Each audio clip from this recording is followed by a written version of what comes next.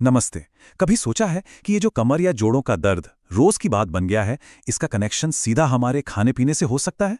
आज हम यही समझेंगे कि कैसे छोटे छोटे बदलाव और कुछ आसान घरेलू नुस्खे हमारी सेहत को सुधार सकते हैं। अच्छा ये बताइए, क्या कमर या जोड़ों का दर्द इतना आम हो गया है कि अब उस पर ध्यान ही नहीं जाता? या फिर बार बार टॉयलेट जाना, जी मिचलाना, इन सबको हम बस ऐसे ही कहकर टाल देते हैं? सावधान, ये मामूली से लगने वाले लक्षण ना किसी बड़ी गड़बड़ी का सिग्नल हो सकते हैं, और वो गड़बड़ी है बढ़ा हुआ यूरिक एसिड। जी हाँ, असल में इन सारी दिक्कतों के पीछे का जो असली विलन है वो हाई यूरिक एसिड हो सकता है।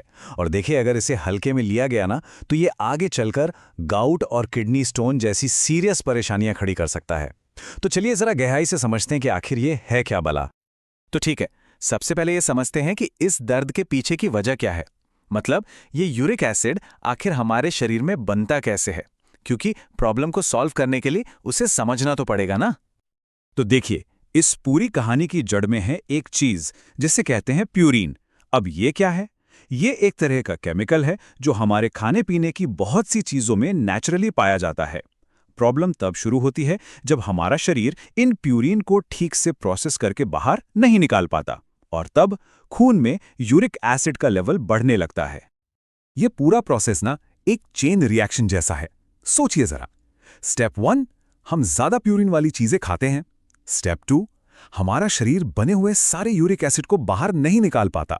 स्टेप 3, नतीजा, खून में यूरिक एसिड का लेवल शूट कर जाता है। और फाइनल स्टेप, यही एसिड छोटे छोटे क्रिस्टल्स का रूप लेकर हमारे जोड़ों या किडनी में जमने लगता है। और बस वहीं से शुरू होता है वो भयंकर दर्द। तो अब जब हमें वजह पता चल गई है तो इलाज भी आसान हो जाता है ना। तो सबसे पहले बात करते हैं उन खाने पीने की चीजों की जो इस प्रॉब्लम को और बढ़ाती हैं। मतलब वो लिस्ट जिनसे हमें दूरी बना लेनी चाहिए। तो ध्यान से सुनिए, इस लिस्ट में सबसे ऊपर आता है रेड मीट और कलेजी जैसे ऑर्गन मीट्स। कुछ खास तरह के सी फूड भी इसमें शामिल हैं। पर कहानी यही खत्म नहीं होती। बहुत ज्यादा मीठे ड्रिंक्स, मिठाइयाँ और हाँ, खास करके शराब, ये सब भी शरीर में प्यूरिन का लेवल तेजी से बढ़ा देते हैं। और शराब की बात करें तो बियर को तो सबसे बड़ा विलेन माना गया है। क्यों? क्योंकि इसका डबल अटैक होता है। एक तो ये खुद प्यूरिन बढ़ाती है, और दूसरा ये हमारी किडनी के काम में भी अड़ंगा लगाती है। मतलब शरीर के लिए यूरिक एसिड को बाहर फेंकना और भी मुश्किल हो जाता है। चलिए, क्या नहीं खाना है वाली बात तो हो गई। अब आते हैं मुद्दे की बात पर कि क्या खाना है। मतलब वो कौन सी चीजें हैं जिन्हें अपनी डाइट में शामिल करके हम यूरिक एसिड को काबू में रख सकते हैं। और ये बदलाव ना बहुत आसान है। बस छोटी छोटी अदला बदली करनी है। जैसे रेड मीट की जगह अंडे खाना शुरू कर दें, बियर की जगह 1 कप कॉफी पी लें, और मीठे जूस को कहें बाय बाय और उसकी जगह खाएं ताजे फल। यकीन मानिए, ये छोटे छोटे कदम भी बहुत बड़ा फर्क ला सकते हैं। तो अपनी डाइट में क्या क्या शामिल किया जा सकता है? लो फैट मिल्क, कॉफी, अंडे, ये सब प्रोटीन के भी अच्छे सोर्स हैं। इनके अलावा खूब सारे ताजे फल और सब्जियां, आलू और नट्स भी बहुत अच्छे ऑप्शन हैं। ये सब मिलकर शरीर को प्यूरिन के एक्स्ट्रा बोझ से बचाते हैं। अच्छा, तो खाने पीने की बात तो हो गई। अब जरा चलते हैं हमारे देसी खजानों की तरफ, यानी प्रकृति और आयुर्वेद की ओर, क्योंकि वहां भी इस समस्या के लिए कुछ कमाल के इलाज मौजूद हैं। और इस लिस्ट में हमारा सुपर हीरो है हरा धनिया। जी हाँ, वही धनिया जिसे हम सब्जी में डालते हैं। ये सिर्फ स्वाद ही नहीं बढ़ाता, बल्कि ये एक जबरदस्त जड़ी बूटी भी है जो कई बीमारियों से हमें दूर रखती है। इसके फायदे सुनेंगे ना तो हैरान रह जाएंगे।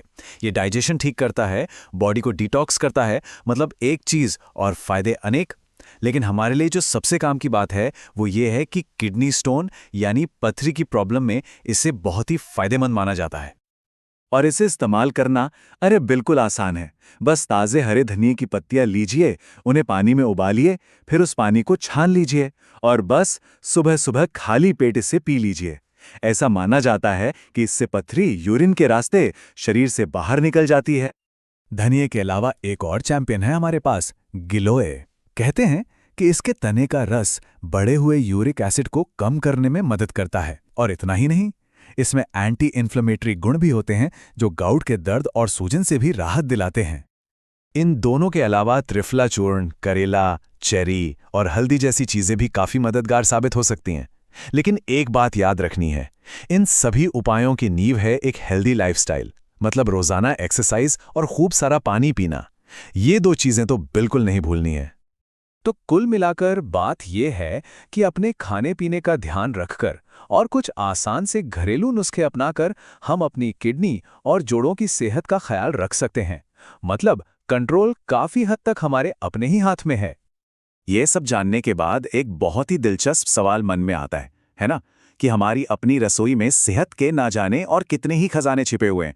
लगता है अब उन्हें खोजने का वक्त आ गया है।